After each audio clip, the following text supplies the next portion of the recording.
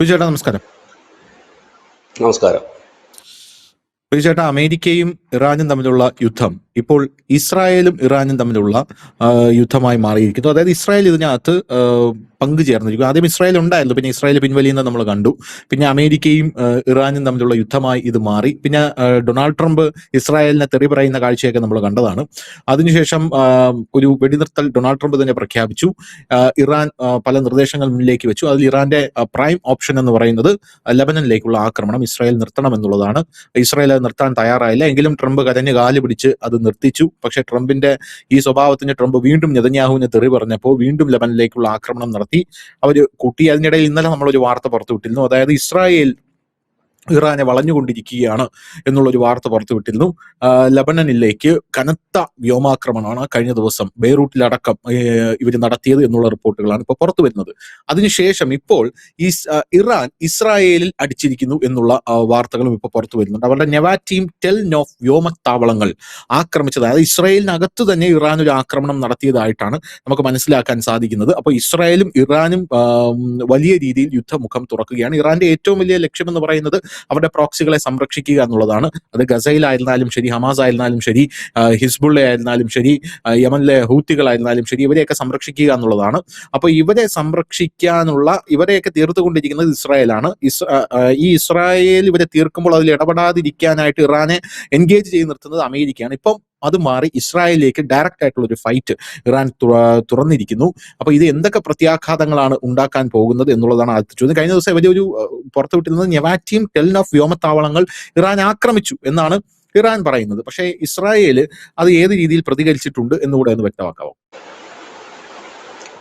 ഇത് കഴിഞ്ഞ കുറെ ദിവസങ്ങളായിട്ട് നമ്മൾ പറയുന്നുണ്ട്, ഈ സമാധാന ചർച്ച എങ്ങും എത്തില്ല, യുദ്ധം തീരില്ല. അതിന് പ്രധാനപ്പെട്ട കാര്യം എന്താണെന്ന് വെച്ച് കഴിഞ്ഞാൽ, ഈ സമാധാന നിർദ്ദേശം ഇറാൻ മുൻപോട്ട് വെച്ചിരിക്കുന്ന പ്രധാന നിർദ്ദേശങ്ങൾ ഒന്ന്, ഹിസ്ബുള്ളയുടെ നേർക്കുള്ള ആക്രമണം, ലെബനിൽ ഇസ്രായേൽ നടത്തുന്ന ആക്രമണം പാടില്ല എന്ന് തന്നെയാണ് അവരുടെ ഒന്നാമത്തെ എഗ്രിമെന്റ്.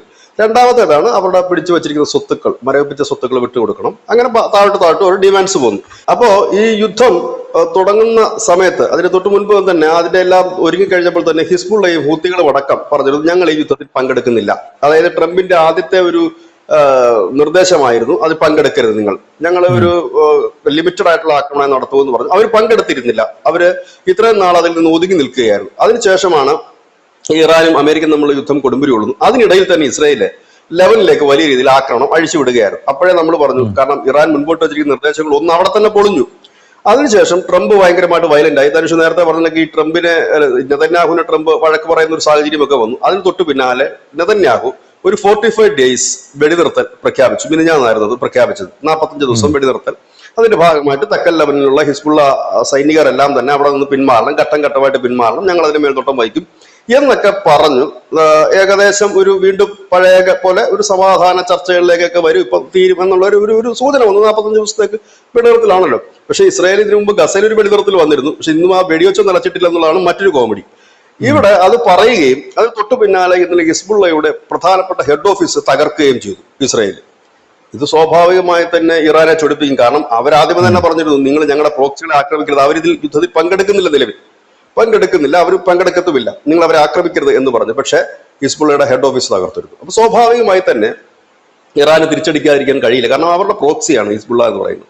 അങ്ങനെയാണ് ഇറാൻ ഒരു മിസൈൽ അറ്റാക്ക് നടത്തി ഈ നെവാറ്റിയിലും ടെൽനോഫിലും അടക്കമുള്ള വ്യോമത്താവളങ്ങൾ ആക്രമിക്കുക. അതിന്റെ ദൃശ്യങ്ങൾ അവരുടെ ഇറാനിയൻ വാർത്താ മാധ്യമങ്ങൾ പുറത്തുവിടുകയൊക്കെ ചെയ്തു. അതിന് തൊട്ടു പിന്നാലെ ഇസ്രായേൽ ഒരു വലിയ തിരിച്ചടിയാണ് ടെഹ്റാനിലടക്കം, ഇറാന്റെ തലസ്ഥാനത്തടക്കം നൽകിയത്. ഒപ്പം തന്നെ അവര് ഇറാനിലെ ഖുസൈസ്താൻ പ്രവിശ്യയിലെ മഗഷറിലെ കരുൺ പെട്രോകെമിക്കൽസ് ഫെസിലിറ്റിയറിൽ ഒരു വലിയ ആക്രമണം നടത്തിയിട്ടുണ്ട്. ആദ്യം അത് സ്ഫോടനമെന്നാണ് കേട്ടിരുന്നത്. അവിടെ ഒരു സ്ഫോടനം നടന്നു എന്ന് മാത്രമായിരുന്നു ഈ ഫർസയൊക്കെ റിപ്പോർട്ട് ചെയ്യുന്നു, ഇറാനിയൻ വാർത്താ ഏജൻസി ഫർസയൊക്കെ റിപ്പോർട്ട് ചെയ്യുന്നു. പക്ഷേ ഇപ്പോൾ ടൈംസ് ഓഫ് ഇസ്രായേൽ സ്ഥിരീകരിക്കുന്നു, IDF സ്ഥിരീകരിക്കുന്നു, അവിടെ ഞങ്ങൾ ആക്രമണം നടത്തിയാണ്. അതായത് ഇറാന്റെ ഊർജ്ജ കേന്ദ്രത്തിൽ തന്നെയാണ് അടിച്ചിരിക്കുന്നത്. കാരണം ഇവർ ലക്ഷ്യം വെക്കുന്ന മുഴുവൻ ഇവരുടെ എണ്ണ സംഭരണശാലകളും ഊർജ്ജ കേന്ദ്രങ്ങളും ഒക്കെ ആണല്ലോ, അവിടെ തന്നെയാണ് അടിച്ചിരിക്കുന്നത്. അതാണ് ഈ കരുൺ പെട്രോകെമിക്കൽസ് ഫെസിലിറ്റി എന്ന് പറയുന്ന ഇതിൽ അടിച്ചിരിക്കുന്നത്. ഇതോടുകൂടി തന്നെ എല്ലാം കൈവിട്ടു പോവുകയാണ്. ഇവിടെ ഈ അടി നടക്കുമ്പോൾ ഇന്നലെ ടെഹ്റാനെതിരെ ഒരു ആക്രമണം നടത്തി. അതിനുശേഷം ട്രംപ് ഇടപെട്ടിട്ട് ട്രംപ് പറഞ്ഞത് തൽക്കാലം ഇനി ഒന്നും ചെയ്യരുത് എന്ന് ബെഞ്ചമിൻ നെതന്യാഹുവിന്റെ അടുത്ത് പറഞ്ഞതിന് ശേഷമാണ് ഈ സംഭവം നടന്നിരിക്കുന്നത്, ഈ അടി നടന്നിരിക്കുന്നത്. അതായത് ഇസ്രായേൽ പറയുന്നത് ഞങ്ങൾക്കെതിരെ നടന്ന ആക്രമണത്തിൽ പ്രതിരോധിക്കാൻ ഞങ്ങൾക്ക് അവകാശമുണ്ട്, ഞങ്ങൾ തിരിച്ചടിച്ചിരിക്കും എന്ന് ഇസ്രായേൽ പറയുന്നു. ഇറാൻ ഇപ്പോൾ പറയുന്നത് ലേറ്റസ്റ്റ്, ഞാനിപ്പോൾ ഈ ചെയറിൽ വന്നിരിക്കുന്ന ഈ സമയത്തിന് തൊട്ടു മുമ്പ് കാണുന്ന വാർത്തയുടെ ഏറ്റവും പുതിയ അപ്ഡേഷൻ എന്ന് പറഞ്ഞാൽ ഇറാൻ പറയുന്നു ഞങ്ങൾ ഇനി സമാധാന ചർച്ചയ്ക്കില്ല, ചർച്ചയെ വേണ്ട, പകരം നമ്മൾ അടിച്ചു തീർക്കുകയാണ്, നമ്മൾ ഇനി പിന്നോട്ടില്ല, അടിക്കുകയാണ് എന്ന് പറയുന്നു. ഇവിടെ രണ്ട് കാര്യങ്ങളുണ്ട് ഇത് ചിന്തിക്കുക. ഒന്ന്, കഴിഞ്ഞ കുറെ നാളുകളായിട്ട് ലെബനനിൽ കാരണം ഇസ്രായേലിന് ഈ യുദ്ധത്തിൽ ഒരു അവരുടേതായ ലക്ഷ്യങ്ങളുണ്ട്. ഞാനത് എപ്പോഴും തുടക്കത്തിൽ പറയുന്നുണ്ട്, ഈ യുദ്ധത്തിന്റെ ഏറ്റവും വലിയ ഗുണഭോക്താക്കൾ ഇസ്രായേലാണ്. കാരണം അവർക്ക് ഒരു വലിയ സ്വപ്നമുണ്ട്, അവരുടെ പ്രത്യേകിച്ച് ഗ്രേറ്റർ ഇസ്രായേൽ എന്ന് പറയുന്ന അവരുടെ സ്വപ്നമുണ്ട്. അത് ഗസയുടെ കുറെ അധികം ഭാഗങ്ങൾ, ഒപ്പം തന്നെ ഈ തെക്കൻ ലെബനന്റെ കുറെ അധികം ഭാഗങ്ങൾ, ഇതെല്ലാം കൂടെ കൂട്ടിച്ചേർത്തുകൊണ്ട്, കാരണം അവർ സിറിയയിലും യമനിലും ഒക്കെയുള്ള അവരുടെ സ്വപ്നങ്ങൾ പൂവണിഞ്ഞു കഴിഞ്ഞു. കാരണം ഈ സിറിയയിൽ ഭരണമാറ്റം സംഭവിച്ചപ്പോൾ തന്നെ അവർക്ക് വേണ്ട ആ ഒരു പ്രദേശങ്ങൾ അവർ പിടിച്ചെടുത്തു കഴിഞ്ഞു. അപ്പൊ ഇനിയിപ്പോ ഇത് വേണം, അത് ആ ഒരു സ്വപ്നത്തിന് വേണ്ടിയിട്ടാണ് അവർ. അപ്പൊ അത് ഇറാൻ അനങ്ങരുത്, അതിന് വേണ്ടിയിട്ടുള്ള കാര്യങ്ങളാണ് ചെയ്തുകൊണ്ടിരുന്നത്. അതിനുശേഷം തുടക്കം മുതൽ തന്നെ നമുക്ക് ശ്രദ്ധിച്ചാൽ മനസ്സിലാക്കാൻ കഴിയും, ഈ ഹൂത്തികളോ ഹിസ്ബുള്ളകളോ ഒന്നും തന്നെ ഈ ഇറാൻ അമേരിക്ക വാറിനിടയിൽ അവരാക്രമിച്ചിട്ടില്ല. ശ്രദ്ധിച്ചാൽ മനസ്സിലാവും, പഴയ വാർത്തകളെല്ലാം ഓൺലൈനിൽ അവൈലബിൾ ആണല്ലോ. അവർ ഒരു മിസൈൽ പോലും, ഒരു ഡ്രോൺ പോലും അവർ ആക്രമിച്ചിട്ടില്ല. സാധാരണ അങ്ങനെയല്ല, ഇറാൻ ഒരു സൈഡിൽ തുടങ്ങുമ്പോൾ ഇവരെല്ലാം തുടങ്ങേണ്ടതാണ്, പക്ഷെ അവർ ചെയ്തിട്ടില്ല, അവരുടെ വാക്ക് പാലിച്ചു. പക്ഷെ ഇപ്പോൾ അത് മാറിയിരിക്കുന്നു, ഹൂത്തികൾ ആക്രമണം തുടങ്ങിയിരിക്കുന്നു എന്നുള്ളൊരു വാർത്ത കൂടി ഇപ്പോൾ പുറത്തു വരുന്നുണ്ട്. അതായത് തെക്കൻ മധ്യ ഇസ്രായേലിലേക്ക് ഹൂത്തികൾ മിസൈലുകൾ തൊടുത്തു വിട്ടിരിക്കുന്നു. അതായത് വീണ്ടും പശ്ചിമേഷ്യ സംഘർഷം കുറച്ചുകൂടി വൈഡായിട്ട് അത് മാറിയിരിക്കുന്നു. അത് മാത്രവുമല്ല, ഇറാൻ ഇപ്പോൾ പ്രഖ്യാപിച്ചിരിക്കുന്നു ബദ്ദറബ്ബ തുറമുഖം, അതായത് നമ്മുടെ യമന്റെ തീരത്തുള്ള കടലിടുക്ക് ഞങ്ങൾ പൂട്ടാൻ പോവുകയാണ്, ഹോർമുസ് കഴിഞ്ഞ് ഞങ്ങൾ ഇനി അത് പിടിച്ചെടുക്കാൻ പോകുന്നു എന്ന് പറയുന്നു. എണ്ണവില വല്ലാത്ത രീതിയിൽ കുതിച്ചുയരുകയും ചെയ്യുന്നുണ്ട്. ഇതാണ് ഇപ്പോൾ നടന്നിരിക്കുന്ന ഏറ്റവും പുതിയ ഒരു അപ്ഡേഷൻ എന്ന് വേണമെങ്കിൽ നമുക്ക് മിഡിൽ ഈസ്റ്റിനെ കുറിച്ച് പറയാൻ കഴിയും. കാരണം ഇതൊരു പറയുന്നത്, ഇസ്രായേലിന് ഈ 45 ദിവസം വെടിനിർത്തൽ പറഞ്ഞിരുന്നു. ആ വെടിനിർത്തൽ തന്നെ അവർക്ക് നിൽക്കാമായിരുന്നു കുറച്ച് ദിവസമെങ്കിലും. അതിന്റെ മഷി ഉണങ്ങുന്നതിന് മുമ്പ്, ഇല്ലെങ്കിൽ ആ കരാർ പ്രഖ്യാപിച്ചതിന്റെ ആ നാക്ക് വായിലിടുന്നതിന് മുമ്പാണ് വീണ്ടും ഹിസ്ബുള്ളയുടെ കേന്ദ്രങ്ങൾ ആക്രമിക്കുന്നത്. അതിന്റെ തിരിച്ചടിയാണ്. കാരണം അവരുടെ ഹെഡ് ഓഫീസ് തന്നെ തകർത്ത് കഴിയുമ്പോൾ സ്വാഭാവികമായി തന്നെ ഇറാനെ സംബന്ധിച്ച് അവർക്ക് തിരിച്ചടിക്കാതിരിക്കാൻ കഴിയില്ല. അതിനിപ്പോൾ ഇസ്രായേൽ പറയുന്നത് ഞങ്ങൾ ഇറാനിൽ ആക്രമണം നടത്തിയത് ഇറാനിലുള്ള ഭീകര കേന്ദ്രങ്ങൾക്കെതിരെയാണെന്നാണ് പറയുന്നത്. സ്വാഭാവികമായി ഇപ്പോൾ ഇസ്രായേൽ ഇറാൻ ഒരു വാറിലേക്ക് ഇല്ലെങ്കിൽ ഒരു ഫൈറ്റിലേക്ക് നീളുന്നു എന്നുള്ളതാണ് വളരെ വ്യക്തമായിട്ടൊരു കാര്യമാണ്.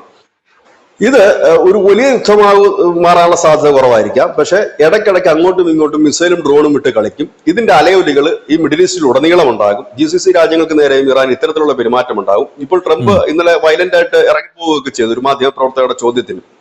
അത് ഈ വിഷയമല്ലായിരുന്നു ചോദ്യം മറ്റൊരു വിഷയമാണെങ്കിൽ പോലും ട്രംപ് വയലന്റ് ആകുന്ന ഒരു സാഹചര്യമൊക്കെ വന്നു. ഇപ്പോൾ ഇത് ഏതാണ്ട് പിടിച്ചാൽ കിട്ടാത്ത രീതിയിലേക്ക് കാര്യങ്ങൾ പോകും. ഇതിനിടയിൽ ലെബനന്റെ ആഭ്യന്തരമന്ത്രി പാകിസ്ഥാനിൽ എത്തിയിട്ടുണ്ട്. എന്താണ് കാര്യമെന്ന് അറിയത്തില്ല. അദ്ദേഹം നാട് വിട്ടതാണോ അതോ ഇനി വല്ല മീറ്റിങ്ങിന് എത്തിയതാണോ എന്നും അറിയില്ല. അങ്ങനെയും ഒരു വാർത്തയുണ്ട്.